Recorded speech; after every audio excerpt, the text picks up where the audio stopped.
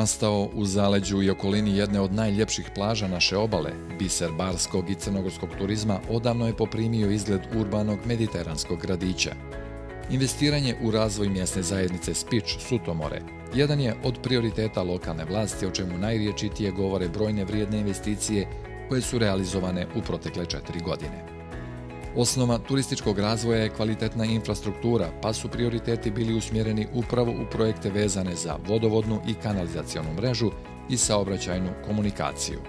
Izgradili smo i stavili u funkciju pumpnu stanicu Botun, podmorski ispust iza Golog brda, vodovodnu, atmosfersku i fekalnu kanalizaciju dužine preko 11 km u centralnom dijelu Sutomora, obalom Iva Novakovića, kroz naselja Gorelac i Čanj, u šta je ukupno utrošeno 5,2 miliona eura.